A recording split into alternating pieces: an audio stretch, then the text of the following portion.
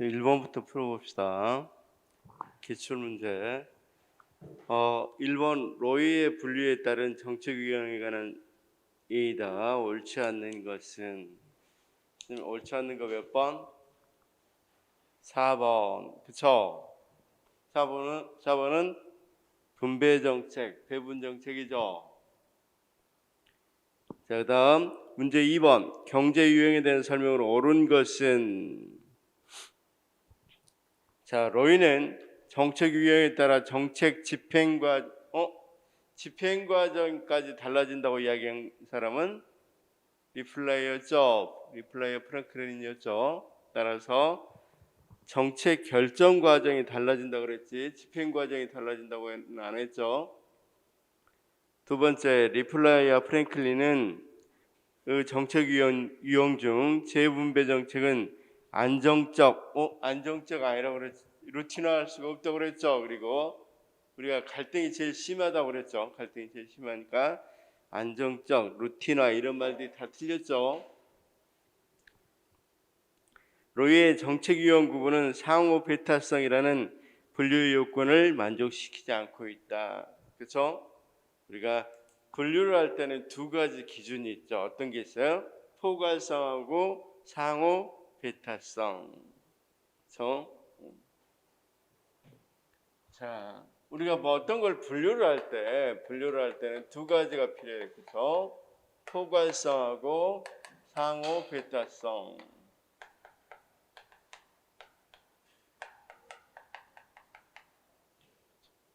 우리가 여론조사를 하는데 자, 봐봐요. 당신은 어느 지역에 살고 있습니까? 1번 서울시, 2번 경기도, 3번 뭡니까? 인천시 하면 여기 강원도 이렇게 했다 합시다. 그럼 우리 쌤 몇 번 치고 1, 2, 3 없잖아. 인천은 크니까 넣어줍시다. 그렇죠? 부산 넣었다고 제2의 도시니까. 그러면 인천을 사는 사람은 찍을 데가 없잖아. 이런 건 포괄성을 띄었다고 할 수가 없잖아. 그러니까 4번 그 외에 이런 게 있어요.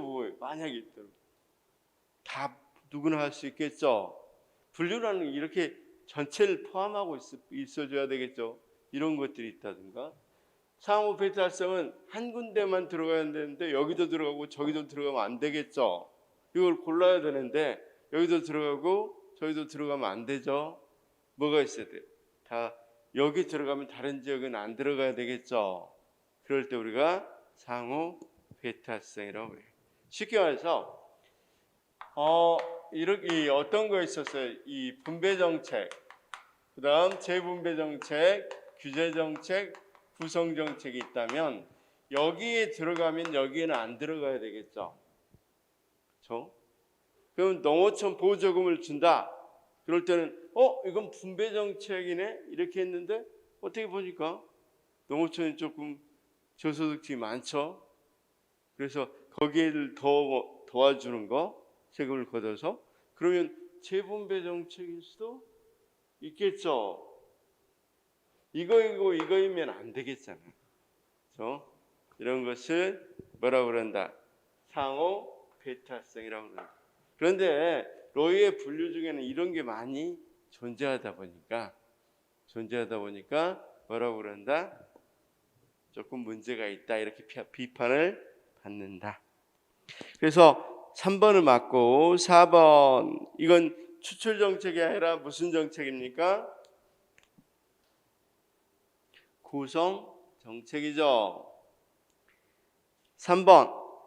자, 현대적 정책의 등장에 관한 설명 중 옳지 않는 것은 좀 조금 까다로운 문제일 수 있는데 4번 우리가 후기 형태주의는 형태주의를 완전히 비판했다고 안 했죠. 그렇죠? 형태주의의 방법론을 비판했다고 그랬죠. 그래서 4번이 답이 4번. 그다음 어디가 그럼 이 4번에 어떤 게 문제가 됐어요? 형태주의에 대한 비판으로 시작된 이 부분이 틀렸다는 거죠. 이 부분이. 형태주의를 계승합니다. 단 그 뒤에 있는 과학주의 방법을 비판하죠. 자, 4번 로이의 정책유형 분류에서 강제력이 행위 환경에 직접적으로 적용되는 것. 자, 강제력이 행위 환경에 직접적으로 적용되는 건 어떤 거라고 그랬습니까? 행위의 환경. 개인이 아니라 환경에 직접적으로 적용되는 건 자, 우리가 이렇게 나눴잖아. 여기는 개인이고 행위의 환경이고, 그렇죠? 직접, 간접 이렇게 나왔죠. 여기는 재분배 정책, 그렇죠? 재분배 정책이었죠.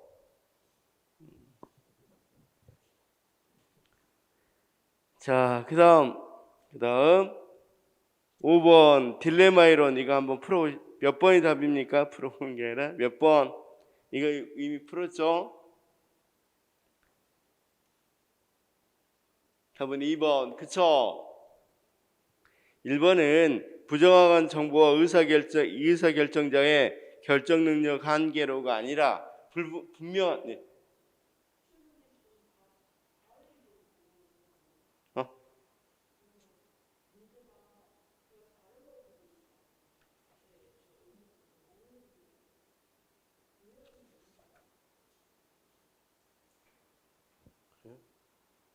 지금 오해분 아닌가? 네? 오늘 풀으라고 그런 건데. 오늘 풀으라고 오늘 드린 건데. 네.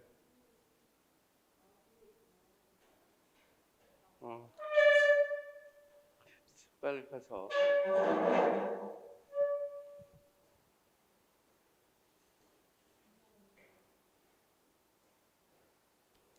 자, 일단 쌤 5번은 다 맞췄죠? 2번 틀렸어요? 틀려도 괜찮긴 한데 딜레마 이론은 어떤 거라 그랬어요? 부정확한 정보나 의사결정자의 결정 능력 한계가 아니라 분명할 때도 문제가 일어날 수 있다고 그랬죠? 그렇죠? 분명할 때 문제가 이 딜레마가 있는 거. 뭐 불확정하거나 그런 거 없어. 우리 지금 반도체, 사드 분명하죠. 그런데 어떻게 해야 될지 어때? 반도체 우리가 치포에 가입해야 돼, 안 해야 돼? 굉장히 딜레마죠. 이거 하자니 미국 가입하면 중국이 뭐라 그럴 거고 가입 안 하면 미국이 뭐라 그럴 거고, 그렇죠? 이런 상황이 딜레마. 자, 그 다음 2번 대안을 선택하지 않는 비결정도 딜레마에 대한 하나의 대응 형태로 할 수 있다. 이건 맞고 3번 두 대안이 추구하는 가치관 충돌이 있는 경우 결국 절충안을 선택할 수 없는 경우에 일어나는 게 딜레마죠. 자, 4번은 단절성이 아니라 불가피성이라고 그랬죠. 6번 다음 중 탈신공공관리론에서 강조하는 행정개혁 전략으로 옳지 않는 것은 탈신공공관리론입니다. 옳지 않는 것은 어떤 겁니까?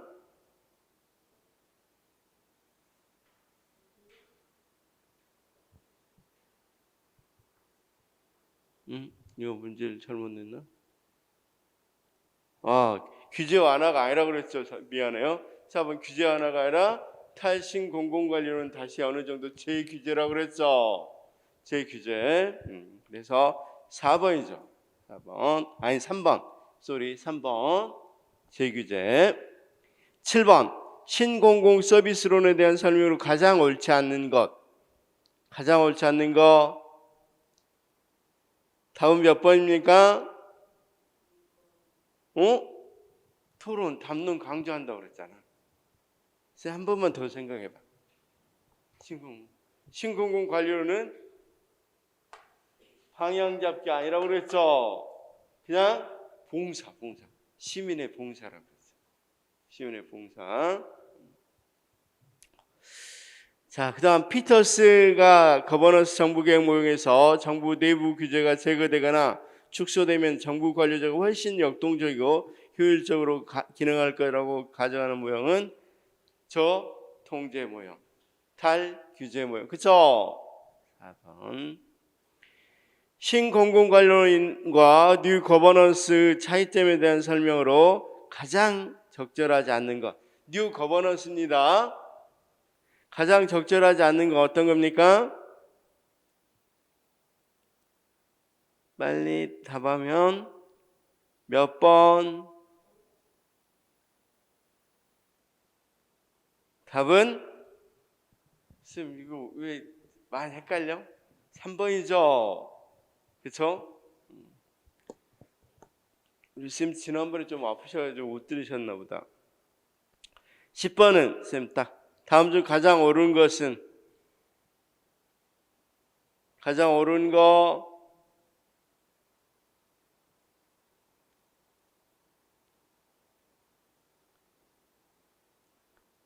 가장 옳은 거 고르면 1번이죠. 자, 쌤들 한 번만 더 구분해 보면, 자 봅시다.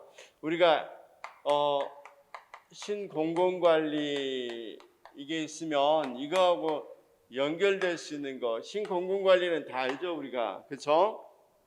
합리적 선택 이론에 입각해서 나온 신공공관리론, 이것과 자 이것에서 벗어나려고 한 것 중에 하나가 탈신공공관리론. 여기는 뭐 때문에 이 신공공관리론의 문제점을 보완하려고 하는 거야? 포스트 후기 신공공관리론은 어떤 것 때문에? 공공관리. 신공공관리론 했잖아. 정부에 뭘 도입했어? 시장의 논리를 도입했죠. 시장의 논리가 뭐였어? 자율과 경쟁, 이걸 도입했단 말이야. 도입했더니 뭐 어떤 현상이 일어나서 이게 나왔다고 그랬어? 여기에 부작용이 그래, 분절화 때문에 일어났기 때문에 이 분절화를 뭐하기 위해서, 분절화 문제를 해결하기 위해서 너무 자율과 경쟁을 강조하는 것을 상당히 문제를 삼는다고 그랬죠. 이걸 해결하기 위해서 우리가 종래의 전통적인 관료제의 장점을 여기다 플러스 시킨다고 그랬죠. 종래에 우리가 관료제에 있어서의 장점을 플러스 시켜서 뭘 해야 된다? 국정을 운영해야 된다. 탈신공공관리론. 그렇죠? 자, 알았어요. 그러면 이 모형에서는 어떤 걸 이야기합니까? 자, 여기 봅시다. 뭡니까? 신거버넌스, 뉴 거버넌스라고 그러죠. 좋습니다. 뉴 거버넌스 이론에서는 어떤 문제를 삼는다 그랬어요? 가장 큰, 넌 좀 딱 하나만 알고 조금만 생각하면 되잖아. 여기는 그래서 분절화가 안 되는 것 강조한단 말이에요. 그럼 여기는 뭘 강조하겠어요? 어떤 거 가장 큰 차이는? 여기는 시민을 뭘로 생각해? 고객. 여기는 시민을 미안해. 여기는 국민들을 고객으로 생각하는데 여기에서 여기는 시민으로 생각한다고 그랬어. 그러니까 여기는 국민들을 수동적으로 생각한다면 여기는 능동적인 시민으로 생각한다. 이게 핵심이라고 그랬죠. 그래서 여기는 능동적인, 자 여기가 고객이라면 여기는 시민을 가정하고 이 시민들이 뭐 할 수 있다고 생각한다? 시민들 자체적으로 조직을 만들 수 있다고 생각하죠. 비영리적 단체 같은 조직을 만들어서, 그래서 자 정부만 운영하는 게 아니라 시민 단체도 참여를 한다고 그랬죠. 그래서 거버넌스를 강조한다고 그랬죠. 시민단체 참여. 다시요. 그래서 삼자가 참여하자. 우리가 어떤 거? 정부도 참여하고 시장도 참여하고, 그냥 시장은 민간인데 민간도 참여하고, 또 어떤 거? 비영리단체, 시민단체들도 참여하자. 뭐 이렇게 해서 삼자가 상호 어떻게 해서 운영하자? 서로 협력해서 운영하자는 게 뉴 거버넌스죠. 거버넌스. 서로 네트워크를 구축하고 서로 협력해서 운영하자. 그런데 여기 신 뭐가 있다고 그랬어? 신 공공 서비스 이론은 어떤 부분에서, 자 여기 봐. 여기 이제 정부의 역할이 뭐냐 이렇게 물어보면, 다시요. 정부의 역할이 뭐냐 그러면 여러분 전부 다 뭐 노젓는 게 아니라 방향 잡게 하자는 건 다 똑같죠. 방향을 잡아줘야 된다. 정부가 이렇게 있으면, 우리가 배가 있으면 노를 젓는 것은 정부가 바로 해서는 안 되고 정부는 방향을 이렇게 잡아주는 것이어야 된다. 이렇게 이야기했는데, 신공공 서비스로는 방향을 잡아주는 게 아니라 정부 역할은 봉사다. 이렇게 이야기했죠. 가장 핵심이 무슨 말이라고요? 맨날 시험에 나오잖아요. 이 어떤 거라고? 봉사라고, 봉사. 그러면 자, 방향을 어떻게 잡아? 방향을 잡아야 될 거 아니야. 그럴 때 제일 강조한 게 뭘, 우리가 수기 같은 걸 통해서 뭘 추구한다? 담론. 자, 신고리 5, 6호기를 세워야 돼, 말아야 돼. 이쪽으로 갈까 저쪽으로 갈까 이런 부분에 있어서 여기까지는 정부가 정해줘야 된다. 그런데 여기서는 뭐 한다? 국민들이 모여서 담론을 정해서 할 건지 말 건지 정하자. 그러니까 뭘 강조한다? 담론을 강조한다 이야기 했었잖아. 그렇죠? 자, 여기까지 이해가, 이것만 잘 이해하면 문제 푸는데 어려움이 없는데. 그래서 아까 문제에서 탈신공관리론의 문제는 뭐였어? 분권화하고 너무 경쟁을 강조하니까 규제 완화 이런 것들을, 자 여기 봐봐요. 미안해. 여기 여기가 자율과 경쟁을 너무 강조하니까 분권화를 넘어서 아예 단절돼 버리다. 분절화돼 버리다. 서로 간에 뭐 네트워크가 잘 안 된다. 단절돼 버려. 그렇죠? 그래서 다시 어느 정도 너무 분권화됐으니까 분권화와 이 집권화를 어느 정도 뭐 한다? 조화를 이루자. 그다음, 자 너무 분절화됐으니까 규제가 너무 완화돼 버렸다면 자율 어느 정도 다시 재규제하자. 그렇죠? 그래서 그다음 어느 정도의 그래서 여기에 가장 핵심은 무슨 정부? 통정부. 그렇죠? 분절화된 정부가 아니라 전체가 서로 간에 연계된 통정부를 강조한다고 그랬죠.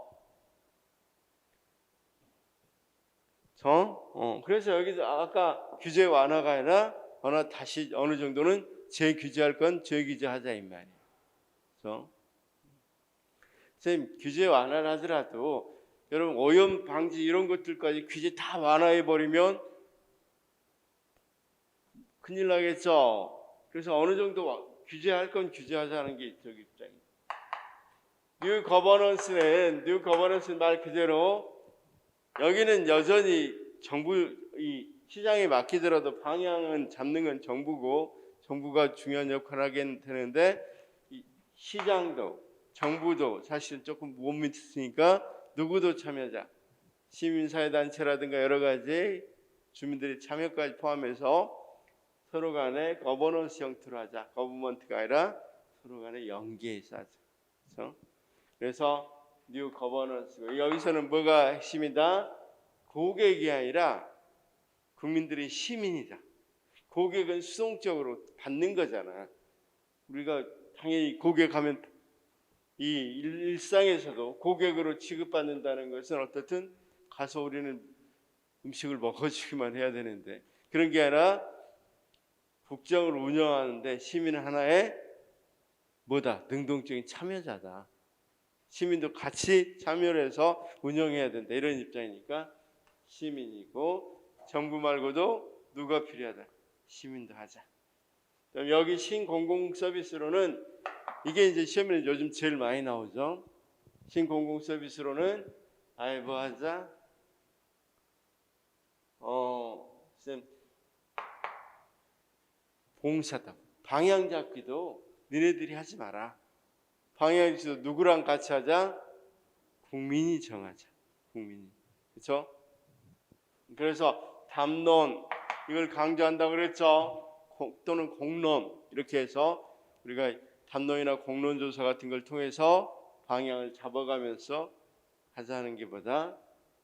그러면 국가는 뭐하냐? 방향 잡기 말고 그냥 이렇게 방향을 잡아줄 때 전략적으로 사고하고 민주적으로 행동하는. 그러니까 우리가 신고리 원전 같은 걸 할 건가 말 건가 누가 정한다고? 국가가 그것도 국가가 정하지 말고 국민들이 모여서 담론을 통해서 정하고, 그럴 때 어떻게 모여서 어떤 담론을 해야만이 잘 좋은 결론을 이끌어낼 것인가 이런 사고하고 사람들이 많이 참여해서 할 수 있도록 하고 민주적 행동을 하고, 그걸 강조한 게 보다 신공공 서비스로이다. 이게 핵심만 파악하면 나머지 문제는 출제를 할 때 절대 부차적인 거 물어보지는 않는단 말이에요. 핵심만 물어보겠죠. 그렇죠? 자, 이해되세요? 그래서 우리가 지난번에 피터스 문제를 한번 좀 더 정확히 해드린다 그랬죠. 그래서 여기 뒷장에다가 피터스의 거버넌스 모형을 좀 소개를 해봤습니다. 피터스의 거버넌스 모형. 그리고 지난주에 제가 설명을 할 때 약간 조금 착각은 아닌데 설명이 미진한 부분이 있어서 지난주 미진한 부분을 조금 보완하려고 보완을 좀 약속해 드렸죠. 그래서 그 부분을 한번 보도록 하겠습니다.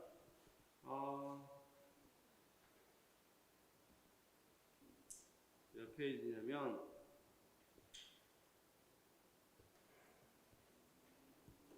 그렇죠. 우리가 178페이지에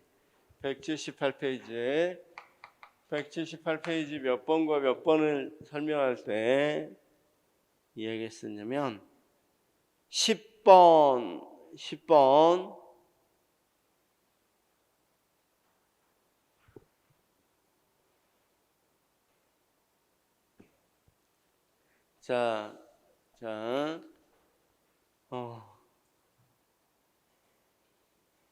우리가 10번에는 어떤 게 있다 그랬어요? 거기 우리가 이 피터스 정부 모형에 의하면 유연 정부 모형은 변화하는 정부 수에 맞춰 탄력적으로 구성원들을 활용함으로써 이들의 조직과 업무에 대한 몰입도를 높인다. 이 부분을 제가 좀 정확히 설명해 드린다 그랬죠. 그런데 유연 정부 모형을 보면 뭘 하자고 하는지 한번 봐봐요. 거기 유연 정부 모형은 한번 보시면 1페이지에 보면 유연 정부 모형은 뭘 권하고 있어요? 유연 정부 모형. 너무 경직돼서 문제라는 거죠. 그렇죠? 너무 경직돼서 문제라는 거니까 그러면 어떻게 하자는 거예요? 거기 보니까 공무원들이 막 직업 공무원처럼 너무 경직돼 있단 말이에요. 그렇죠? 그래서 그런 이 경력제로서 정년을 인정해 주니까 유연하지 못하자는 거야. 그래서 뭘 쓰자는 거야, 거기. 기간제라든가 시간제 근무와 임시직 이걸 이야기하고 있죠. 확대하죠. 하나, 둘, 셋, 넷, 여섯 번째 줄 보니까 시간제 근무와 임시직의 확대를 권장하죠. 이 모형에서는. 그렇죠? 그러면 선생님 시간제 근무하고 임시직인데 몰입도가 높아지겠어? 그렇죠. 당연한 거죠. 이건 몰입도가 낮을 수밖에 없겠죠. 그러니까 이 지문은 틀릴 수밖에 없잖아요. 그렇죠? 틀린 거잖아요. 그렇죠? 그 다음 11번 시장 모형은 시장 모형은 자, 기업가적 관료라든가 거기 있는 정책 결정자들의 자, 정부 모형이면 시장 모형은 정치 주도의 권력을 약화시키고 여기까지는 맞아요. 근데 기업가적 관료들이 기업가적 관료까지도 시장 모형 노야. 어디에 맡겨야 된다는 거야, 그냥. 시장에 맡겨야 된다는 거야. 시장. 자, 시장 모형 읽어보겠습니다. 위에 1페이지. 자, 거기 시장 모형은 민간 부분의 관료 활동이 전통적인 관료제 모형보다 본질적으로 우월하다는 가정에 있기 때문에 이 모형에서는 관료들이 기업가적인 관료까지도 노야, 노. 전통적 관료도 물론 노겠죠. 그런데 아예 누구에게 맡기자, 이것도 시장에 그냥 맡기자는 거야. 더 쉽게 말하면 우리 민간 기업 같은 데서 뭐 합니까? 공모하죠. 관료들, 그쵸? 아예 그렇게 민간에서 잘 나가는 삼성이나 현대 이런 데서 아예 관료들을 충원해서 그들에게 맡기자는 것이 뭐다? 시장 모형이에요. 그러니까 관료 중에서 기업가적 관료로 변신하는 사람들 그것조차도 반대한다. 완전히 어디에 맡기자? 시장에 맡기자는 주의. 무슨 말씀인지 아시겠죠? 그래서 그 부분도 틀렸다. 그쵸? 자, 그 다음 12번. 이거 피터스의 정부 모형에 의하면 탈규제 모형은 정부 역할의 적극성 및 개입성이 높으면 공익구현이 어렵다는 인식을 전제한다. 이건 뭐 사실은 관련이 없어요. 이런 것들은 자, 탈규제 모형은 정부 역할의 적극성 및 개입성이 높으면 공익구현이 어렵다. 이 말하고는 전혀 탈규제 모형은 관련이 없는 말이에요. 없는 말.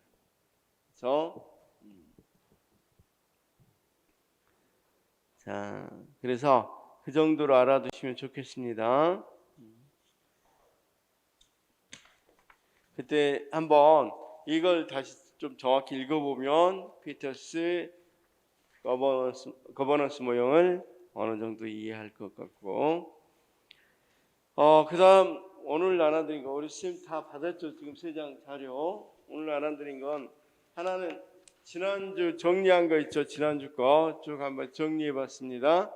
지난주 정리해서 보니까 자, 거기 뉴 거버넌스 이론 거기 나와 있죠?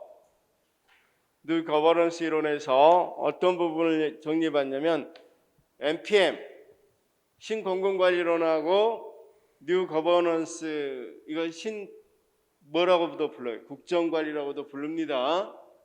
뉴 거버넌스하고 비교해놨죠?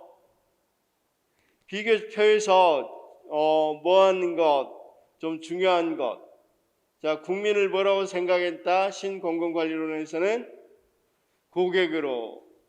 그런데 자, 뭡니까? 뉴 거버넌스에서는 신국정관리에서는 시민으로 그렇게 돼 있죠. 밑줄 쳐진 부분 봐. 밑줄.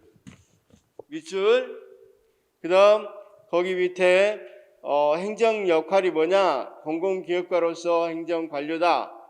신공공관리론에서는. 그런데 뉴 거버넌스에서는 조정자의 역할을 해야 된다. 자, 지금까지 쭉 시험에 나온 것들은 밑줄 쳐놨으니까 좀 봐두시기 바랍니다. 영어들을. 자, 그 다음에 이제 공통점도 좀 봐두시기 바랍니다. 공통점 제일 밑에 봐봐요. 둘 다 정부는 무슨 역할을 한다? 방향 잡기. 그죠? 그 밑에는 피터스의 모형을 거기다 또 소개해놨으니까 한번 읽어봐 주시기 바라고. 그 다음 한 장 넘기면 신공공서비스 이론 봐봐요. 신공공서비스 이론. 자, 거기도 마찬가지 신공공서비스 이론에서의 자, 위쪽은 조금 있습니다. 기존 이론에 대한 비판, 특히 신공공관리론에 대한 비판이 있죠. 그 밑에 특징 보니까 방향 잡기가 아닌 서비스 제공자로서 정부 또는 봉사자로서 정부 이렇게 이야기했었죠. 봉사. 그다음 거기 밑에 3번 보니까 전략적 합리성 이걸 이야기한다고 그랬죠. 특히 4. 시민의 봉사해라 이런 내용들이 신공공 서비스의 주요 원리라고 이야기했고 밑에 신공공관리론하고 역시 비교해놨어요. 비교해놓은 부분을 좀 받아두시면 좋겠습니다. 특히 굵게 써준 부분이나 밑줄 쳐진 부분을 꼭 중심으로 한번 꼭 읽어봐 주시기 바랍니다. 정리하시기 바랍니다. 이 부분 정리가 좀 잘 되라고 한 거니까. 그 다음 한 장 넘기면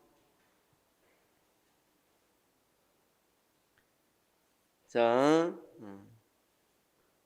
거기 시차 이론하고 딜레마 이론 나와 있죠. 시차 이론과 딜레마 이론에서 꼭 알아둬야 될 용어들만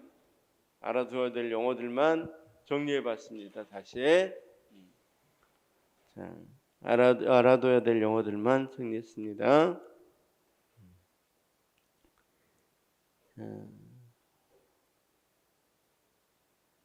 그래서 거기 보니까 딜레마 이론에서 자 봐봐 딜레마 이론에서 개념 받고 그 다음 딜레마의 속성 아까 분절성이 아니라 선택 불가피성을 이야기를 바꿔서 설명했었죠. 그런 용어들 좀 봐두시기 바라고 딜레마 이론 4 보니까 양가로 4에서 보니까 딜레마 상황에서 대응 방식 나와 있죠.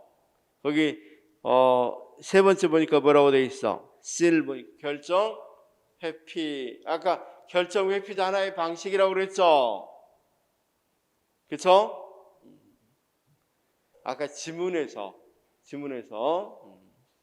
그다음 그런 것 좀 받으시라고 정리해봤고 그다음 너찌론 지금 너찌론은 지금까지 이 공식적으로는 잘 안 나왔다고 그랬습니다. 그런데 나올 확률이 굉장히 높다고 그랬죠. 그래서 너찌론도 정리해봤어요. 거기 너찌론도 정리해봤는데 너찌론에서도 핵심적인 건 조금 알아두셨으면 좋겠습니다. 그래서 너찌론은 어떤 거라 그랬어요, 쌤? 원래 너찌의 뜻이 옆구리를 살살 찌르다 이런 뜻이라고 그랬죠. 그래서 국민들 강제로 유도하는 게 아니라 자발적으로 유도한다고 그랬죠. 국민들 어느 정도 자발성. 자, 학교 앞에 이거 아이들을 발자국 해놓으니까 사고가 30%가 줄었다고 그랬죠. 우리 CM들 이 지하철 올라올 때 여기는 없더라고. 주원에는 많은 부분에 뭐였어? 몇 킬로 빠졌다. 뭐 당신은 지금 몇 초 생명이 연장됐다. 뭐 이런 것들을 써놓죠. 자연스럽게 뭐 할 수 있도록 이렇게 건강을 위해서 엘리베이터보다는 걸어가는 걸로 걷기와 같은 걸 권장하는 것 이런 것들이 된다고 그랬습니다. 자, 어떻든 그다음 포스트 모더니즘은 너무 많이 정리했는데 어떻든 용어들만 중심으로 좀 봐두시 바랍니다. 시험에는 많이 나오지는 않습니다. 그렇죠? 그래서 자 뒤쪽은 많이 안 나와요. 최근에 제일 많이 나온 건 뉴 거버넌스, 그다음 자 신공공 서비스 이 두 가지니까 이 두 가지 중심으로 하면 되겠죠. 일단 정리해 둔 거니까 봐두시면 됩니다. 그다음 지난번 정책학에서 자 보시면 크게 보면 정책학은 개관 다른 걸 다 떼고 보면 결국은 정책학은 개관하고 정책 의제 설정 그다음 정책 결정 그다음 뭐가 있다고 그랬습니까? 집행해야 되겠지. 결정했으니까. 그 다음 집행했으면 뭐 해야 되겠어? 평가해야 되겠죠. 그냥 크게 보면 네 가지로 크게 나눌 수 있는데 그럼 결국은 이 개관 부분 어제 좀 지난주에 좀 했는데 거기서 어떤 거 봤어? 개념 좀 봤었죠? 다음 라스웰이 이야기하는 특징 거의 시험에 안 나옵니다. 이런 게 있다는 정도만 알아두시 바라고. 그다음 거기 이 과학적 측면의 정책 과정에 관한 연구 지식 또는 정책 과정에 필요한 지식에서 나눴죠. 이거 이야기해 줬죠. 쌤 그래서 정책 과정에 관한 지식이 뭐고 정책 과정에 필요한 지식이 뭔지 이야기했었죠. 자, 조금 좀 그러긴 하지만 우리가 정책 과정에 관한 지식 우리가 책에서도 봤고 어디서도 여기서도 나와 있는데 정책 과정에 관한 지식은 어떤 거라 그랬어요? 정책 과정에 관한 지식 이를테면 말 그대로 정책학 자체의 지식을 말한다고 그랬죠. 그래서 자, 쌤 방금 같이 정책 의제 설정이 어떻게 되고 정책 결정이 어떻게 이런 것들을 관한 것들이 정책에 관한 지식이라고 그랬죠. 근데 정책에 필요한 지식은 어떤 거라고 그랬어요? 필요한 지식은 어떤 거? 그 정책을 할 때 알아야 되는 지식들이라고 이야기했고 예를 하나 들어줬어요. 이번에 박 장관 이 교육부의 박 장관 박순애 장관 경우 같은 경우는 행정학회 회장일 정도로 행정학은 정말 잘한단 말이야. 그러면 행정학을 잘한단 말은 뭘 잘한단 말이야? 여기에 정책에 관한 지식은 굉장히 많겠죠. 행정학, 정책학을 전공하신 분이니까 어떤 것들을 다 알겠어. 정책 의제 설정이 어떻게 이러고 다 안단 말이야. 근데 하필이면 교육부에 장관을 해버렸네. 교육에 관한 지식은 조금 교수법이라든가 뭐 이런 것들에 대해서는 상당히 조금 뭐 하겠어요. 어려움을 겪겠죠. 이를테면 이분은 이런 것만 주로 생각했지 교육 과정이 어떻게 되고 학교에서 뭐가 이런 것들은 전혀 잘 모르겠죠. 그러니까 이분은 5세 이하의 입학이 어떤 파장을 미치는지를 전혀 여기는 잘 알아요. 의제 설정이 어떻게 되고 이런 것들은 잘 아는데 이 부분은 교육에 대해서는 잘 모르시다 보니까 덜컥 내놓는 거죠. 이것도 그냥 한번 추진해 보면 뭐 이런 수로 쭉 추진할 거니까 괜찮겠지 하고 내놨다가 크게 얻어맞은 거죠. 그렇죠? 그래서 무엇은 있다. 정책에 관한 지식은 굉장히 풍부하시지만 정책에 필요한 지식은 거의 문제가 있다 보니까 좀 큰 문제를 반향을 일으키셨죠. 그렇다는 거예요. 이해는 됐어요? 그분 때문에 쉽게는 이해는 됩니다. 자, 어떻든 그다음 우리가 선생님 거기 봐. 그다음 이제 정책의 구성에서 정책 목표, 정책 수단, 정책 대상 집단 이런 게 있다고 그랬죠. 한 번만 좀 정리하시면 크게는 안 나오지만 그래도 한 번쯤 나올 때가 있으니까 이거 한번 다시 정책 결정할 때 한번 시험에 이 OX 나오니까 한번 그때 다시 보겠습니다. 그다음 제일 시험이 많이 나온 부분이 유형이죠. 유형은 보니까 어떻게 돼 있어요? 먼저 로이부터 쭉 봤죠? 로이가 왜 이게 정책 유형이 왜 유명했어요? 왜 정책 유형이 우리가 시험 문제에 그렇게 많이 나오고 그러냐면 그 제일 위에 있는 말 때문에 정책이 정치를 결정한다고 말했기 때문에. 다시요. 정책이 정치를 결정한다. 원래 정치에 의해서 그 결과물이 정책인지 알았어. 정치권이 어떻게 해서 서로 타협하고 또는 뭐 투정하고 해서 나온 결과물이 정책인지 알았더니 정책이 어떤 정책을 하느냐가 정치를 끌어가더라. 그러면 결국은 정책의 유형이 뭐냐에 따라서 정치 과정이 다 달라지겠죠. 그러면 원래는 정책은 정치가 하게 들어가야 되겠네. 원래 생각은. 왜냐하면 정치한 결과물이 정책이니까. 어차피 어디에 소속물이야. 정치학의 소속물이 될 수밖에 없겠는데 정책이 정치를 결정한다? 이 말은 정책학이 굉장히 독립변수로서 정책이 존재할 수 있겠죠. 쉽게 말해서 정책학의 존재의 이유를 이야기했다 이 말이죠. 정책학이. 그래서 나온 게 정책이 뭔가를 잘 파악하면 정책을 파악할 수 있겠죠. 그래서 굉장히 중요성이 부각되고 잘 나오는 부분이기도 합니다. 그래서 거기 그렇게 쓰여져 있죠. 정책이 정치를 결정한다. 정책의 독립 변수화했다. 그래서 부각됐고 유형 나와 있고 그럼 결국은 정책이 정치를 결정하고 정책 결정을 결정한다 그랬으니까 유형에 따라서 정책 결정이 달라지겠죠. 그래서 유형에 따라서 정책 결정이 달라진다. 대표적인 한번 볼까요? 배분 정책이니까 우리가 어떤 것들로 로그롤링이라든가 포크배럴 같은 현상이 나타난다는 거죠. 분배 배분 정책이니까 정책 결정할 때 뭐 한다? 나눠 먹기. 그렇죠? 내가 좀 네 지역구 챙겨줄 거니까 우리 지역구도 좀 챙겨줘. 뭐 이런 현상들이 나오고, 그렇죠? 또는 이 예산이 어느 정도 배부되면 그 한정된 예산으로 자기 지역구 막 가져가려고 서로 간에 굉장히 다투죠. 마치 돼지 구유통에다가 먹여주면 어떻게 한다. 먹이 먹으려고 서로 굉장히 다투는 것처럼 자기 지역구에 예산 빼려고 굉장히 다투죠. 포크배럴 현상이 일어난다는 거예요. 그러면 방법이 이것에 따라 이게 달라지네. 그렇죠?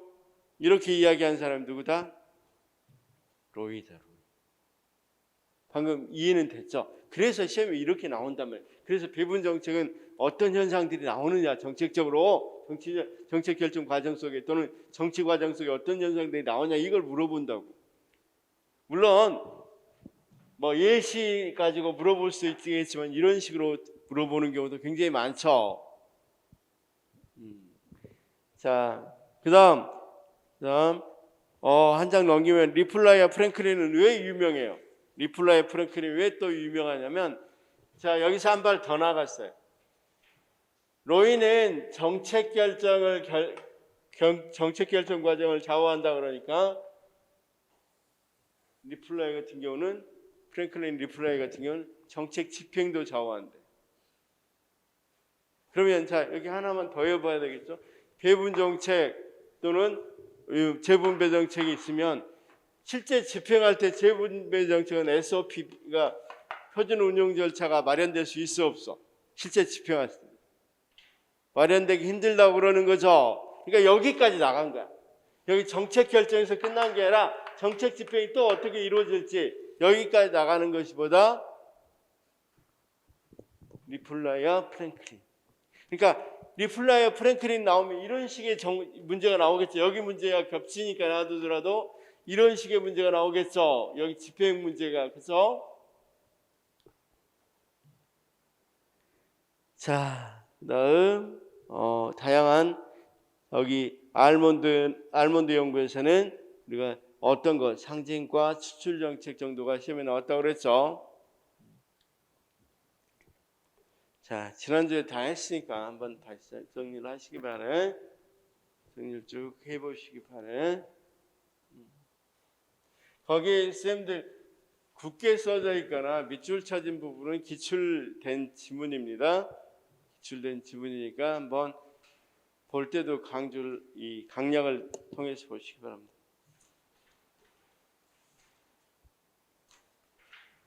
혹시 지난주에 질문 있어요? 지난주까지 질문. 선생님들 복습은 했죠? 복습은 하셨을 거라고 보고.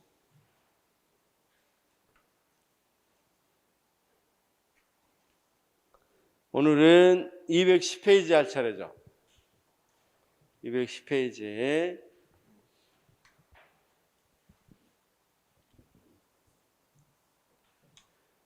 자, 지금 개관했습니다. 개관에서는 크게 사실은 논점은 별로 없었고, 자, 개관에서는 어떤 것이 가장 큰 논점이었냐면 유형이 가장 큰 논점이었어요. 유형이.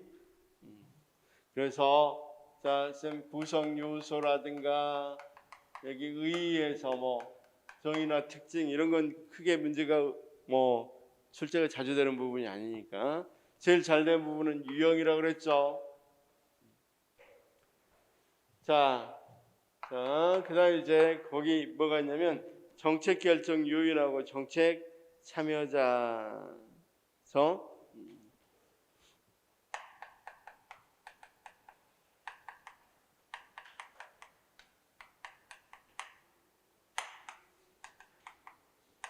여기도 크게 문제될 건 없어요. 문제될 건 없는데 그냥 아주 가볍게 생각이 되는 부분입니다. 아주 가볍게 생각하고 한두 가지만 체크하시면 돼요.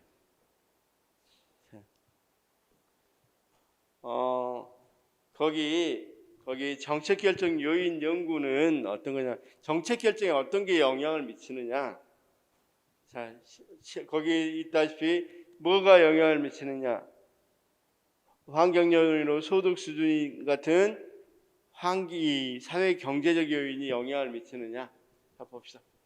여기 간단히 이야기하면 사회 경제적 요인이 영향을 미치느냐 아니면 뭐가 영향을 미치냐? 정치가 영향을 미치느냐? 뭘 결정할 때? 정책을 결정할 때. 저 정책이라는 거. 여기서는 어떻든 정책은 우리가 로이는 그렇게 안 봤지만 일반적으로 그냥 정책은 종속 변수로 보는 거니까 어떤 게 영향을 미치냐 이렇게 물어보는 거죠. 그렇죠? 그래서 이 시험에는 우리 공무원 시험에는 안 나왔어요. 그런데 가끔 경찰 간부라든가 행정사 조금 국회직이라든가 이런 시험에는 이 부분이 한번 그것도 뭐 10년에 한번 노출된 부분이니까 거의 안 해도 되는 부분이지만 이렇게 생각하시면 돼. 정치학자하고 경제학자가 있는데 정치학자들 입장에서는 뭐가 영향을 미쳤다고 하는 게 자기 정치학을 할 때 굉장히 이 정치학에 대해 큰 배분을 또는 정치학의 중요성을 알릴 수 있게 했어. 정치적인 요인. 경제학자들 입장에서는 뭐 꼭 그렇게 알지 않아도 경제학적 요인이 영향을 미쳤다고 생각하는 것이 더 좋겠죠. 그렇죠? 자기 학문의 중요성이 더 커질 거니까. 그래서 거기 키 로커드라는 사람은 참여경제 모형에서는 정치적 요인이 거의 어떤 것에 영향을 미치더라. 사회경제적 요인보다는 그려보도록 할까요? 그럼 자, 우리가 독립변수, 종속변수 이렇게 이야기할 수 있는데 독립변수로 사회경제적 요인, 정치적 요인 이러면 정책학에 자, 키 같은 경우는 여기서 주로 영향을 미친다 이렇게 이야기한단 말이에요. 그렇죠? 그런데 그렇죠. 정치학자들을 놀란 연구가 하나 있어요. 패브리컨트와 프레이저 연구를 보니까 사회 경제적 요인이 중요성을 역설했다고 그랬죠. 정치적 요인보다는 어떤 요인이 훨씬 더 영향을 미치더라. 이 요인보다 훨씬 더 크게 영향을 미치더라. 이렇게 이야기한단 말이에요. 그렇죠? 다시요. 우리가 사회 경제적 요인은 그 사람들의 부라든가 소득이라든가 이런 거란 말이야. 또는 지위라든가 사회적 경제 지위라든가. 여기는 선거구라든가 정당의 문제라든가. 그래서 거기 써져 있죠. 투표율, 정당 간 경쟁, 선거구 획정의 공정성 이런 문제라고 그랬죠. 그래서 그런데 우리가 대표적으로 그냥 정당 간 경쟁 이렇게 생각해 봅시다. 쉽게 해서 그러면 과연 이런 소득주의 이런 것들이 우리가 지금 나오는 정책들에 영향을 미치냐, 부소득주의에, 아니면 정당이 영향을 미치느냐 이런 것에서 뭐라고 이야기한다? 누가 더 영향을 미치더라? 페브리컨트 같은 경우는 그렇죠. 우리가 이쪽이 더 영향을 미치더라 이거죠. 부나 소득 이런 것들이 많이 영향을 미치더라. 그렇죠? 자, 그다음 거기 더슨의 연구 보죠. 더슨과 로빈슨의 연구는 이런 식의 이야기를 합니다. 사실은 정치가 영향을 미치는 것 같은데 정치가 어떤 것에 영향을 줘서 사회 경제적 요인이 정치에 영향을 줘서 이렇게 그릴 수 있겠죠. 우리가 사회 정치적 요인이라고 합시다. 사회 정치적 요인이 이 정치에 영향을 주고 정치가 정책에 영향을 줬다 할 때 사실은 여기 봅시다. 정치가 정책에 영향을 준 것도 있어. 보니까 여기 조금만 정치가 정책에 영향을 준 것도 있는데 여기를 조사해 보니까 여기서 영향을 준 것이 그대로 여기로 온 거더라. 여기는 그러니까 소위 말해서 전혀 영향이 없는데도 불구하고 마치 영향이 있는 것처럼 보이지만 여기서 영향을 준 게 여기서 영향을 주더라. 여기서 이 관계는 무슨 관계다? 허위 관계다. 쉽게 말해서 자 우리가 이 지난번에 전세 3법 같은 거 만들었단 말이야. 그렇죠? 그런 거 만들었을 때 여기 굉장히 비판도 많고 이런 것들이 있었죠. 그러면 이런 부나 소득, 지위 이런 것들이 그걸 만드는 데 영향을 줬는지 아니면 순수하게 정당에서 자기 정책에 의해서 영향을 줬는지를 조사해 보니까 자, 일단은 민주당은 집이 없는 사람 또는 보통은 일반적으로 서민층 이런 데서 더 뭐가 받으니까 지지를 받으니까 그런 것이 영향을 줬어요. 거기 정당에. 그래서 이런 결정을 내렸는데 정당이 순수하게 자기 이념이라든가 정강 정치의 목적에 따라서 했다기보다는 여기서 준 게 그대로 영향을 미친 것에 불과하더라. 또 여기서는 당연히 이게 사회 정치적 이런 사람들이 정책에 크게 바로 영향을 미칠 수도 있겠죠. 그래서 그러면 자 거기 있는 어떤 사람 도스는 순전히 뭐가 제일 중요하다는 거야. 사회 경제적 요인이 훨씬 더 중요하다는 거죠. 그리고 이들 관계는 허위 관계라고 하니까 자 이제 정치학 입장에서는 할 말이 좀 없겠죠. 그러다가 크누드와 매클론은 그건 아니야. 정당이 자기 정강 정치 같은 것에도 상당히 정강에 따라서도 영향을 주는 부분이 있어. 그러니까 쉽게 말해서 이게 허위 변수냐 혼란 변수냐 이렇게 이야기해. 혼란 변수는 영향을 주긴 주는데 그걸 과대하게 하거나 과소하게 한다는 것이 혼란 변수야. 허위 변수는 영향이 없다는 거, 이건 영향을 못 미친다는 거죠. 그렇죠? 그래서 자, 우리가 무슨 말인지는 조금 이해는 됐어요? 좋습니다. 그래서 자 여기 봅시다. 우리가 담배를 피면 폐암에 직접 영향을 줘요. 폐에. 근데 술도 폐에 영향을 준대요. 근데 잘 보니까 담배를 피고 그럴 때는 이 담배 피고 그러면 술 먹고 싶어진단 말이에요. 그렇죠? 그래서 술 먹을 때는 또 담배를 많이 피게 되겠죠. 남자친구분 담배 많이 피잖아요. 그럼 결국은 담배가 둘 다 영향을 미쳐. 근데 마치 술이 영향을 미친 것처럼 보이죠. 이럴 때는 술은 영향이 없으니까 허위 변수겠죠. 근데 술도 폐에 어느 정도 영향을 준다고 생각한다면 술이 담배를 폈을 때 훨씬 더 또 담배를 많이 피게 하는 것도 있고 술도 먹게 되니까 더 훨씬 폐를 더 안 좋게 할 수 있겠죠. 그런 혼란 변수는 이런 걸 말한단 말이야. 그럼 결국은 결국은 거기 거기 학자들 중에서 누구는 크누드는 후자야, 후자. 정치도 영향을 줘. 단지 여기서 영향을 받긴 하지만 영향을 주긴 한다. 독자적으로 이런 입장이라면. 그러니까 이 관계는 어느 정도 혼란 변수고 영향을 준다는 입장이고, 그 위에 있는 누구는 더슨 같은 경우는 전혀 이건 영향 안 주는 거야. 이건 이런 입장이었어요.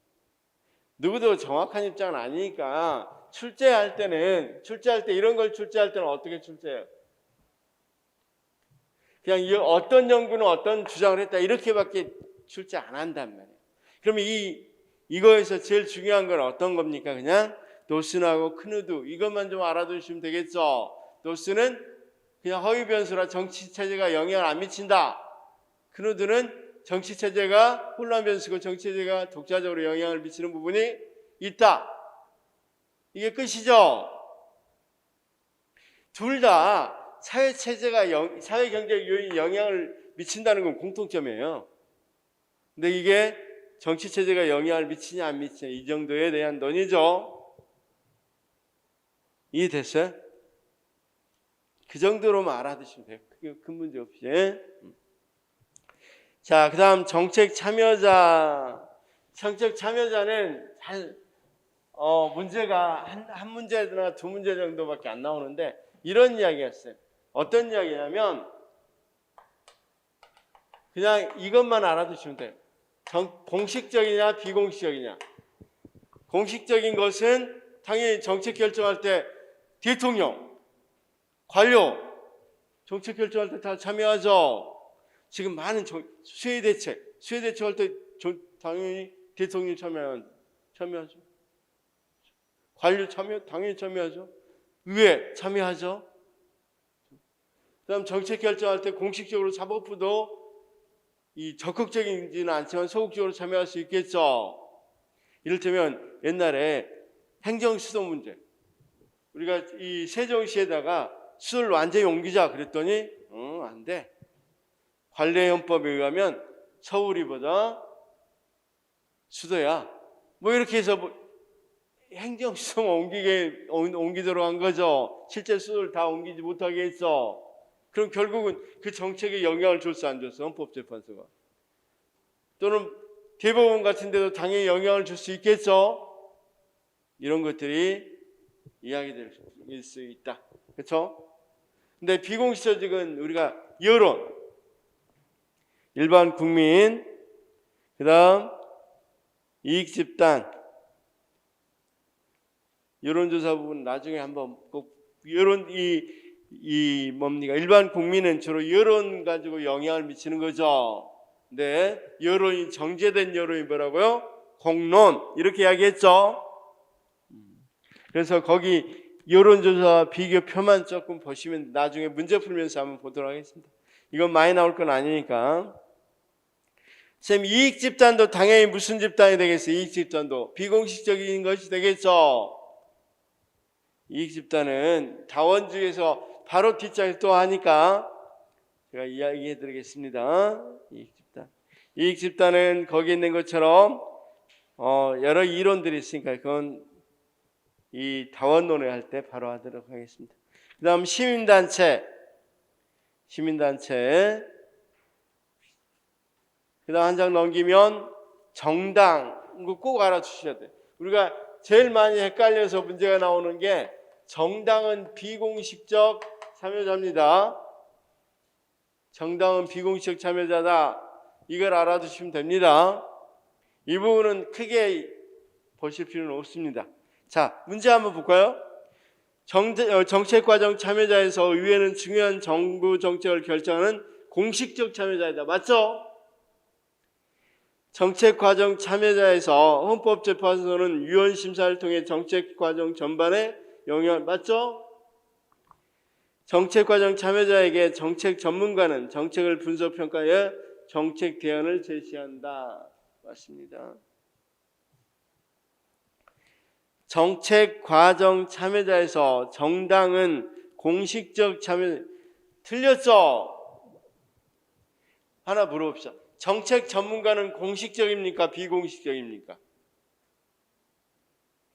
대학교 교수들, 그쵸? 교통정책 할 때 맨날 나온 처방 그러면 교수 인터뷰 나오고 그러잖아. 이런 사람들이 정책 전문가겠죠? 이런 사람들은 공식적이야, 비공식적이야? 비공식적. 꼭 알아. 이것도 헷갈리기 쉽죠? 그래서 쌤 216페이지 정당 밑에 뭐라고 돼 있어? 전문가 집단이라고 그랬죠?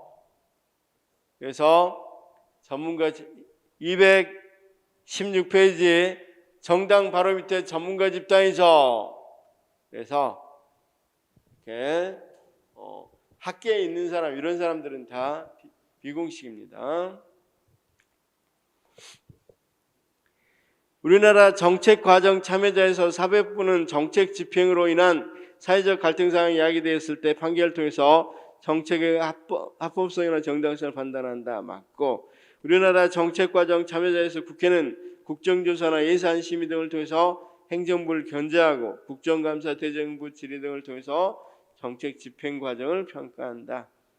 맞는 거 맞고, 우리나라 정책과정 참여자에서 행정기관은 법률 제정과 사법적 판단은 행정기관이 하는 게 아니라 사법부가 하는 거죠. 사법부는 헌재가 하는 거. 우리나라 정책과정 참여자에서 대통령은 국회와 사법부에 대한 헌법상 권한을 통해서 영향력을 행사하며 행정부 주요 공직자에 대한 임명권을 통해서 정책과정의 주도적 역할을 당연히 대통령 여러 가지 수행하고 있죠. 공론조사는 조사 대상자를 한 곳에 모아 일정 기간 또는 공론화 과정을 거치기 때문에 시간과 비용이 많이 들죠. 왜냐하면 우리가 신고리 원전할 때도 2박 3일간 했다고 그랬죠. 500명 2박 3일간 토론하고 이러면 굉장히 비용 많이 들겠죠. 공론조사는 조사 대상자가 중간에 탈락하는 경우가 굉장히 많아요. 500명 해도 자유롭기 때문에 재미없네 탈락해버린 사람이 굉장히 많단 말이에요. 그래서 대표성 측면에서 일반 여론조사보다 문제가 있습니다. 공론조사는 여론조사에서 그의 수개의 토론 과정을 보완한 것으로 정제된 국민 여론 맞죠? 우리나라에도 이런 것도 나왔어요. 공공정책 결정 과정에서 공론조사를 도입해 활용한 사례가 있다. 우리가 아까 뭐 봤었어? 신고리 우리 거기 봤었죠? 원전 사업할 때. 그래서 다시 돌아와서 봅시다. 214페이지로 다시 돌아오면 여론조사와 공론조사 표 있죠? 거의 다 알겠으니까 거기 뭐만 보면 되겠어? 장점과 단점 중심으로 보면 되겠죠? 장점이 뭐고 단점이 뭔지만 잘 구분하시면 이런 문제는 틀리지 않겠죠? 그렇죠? 그래서 공론조사에서는 진짜 실제 해보면 많이 탈락자가 생깁니다.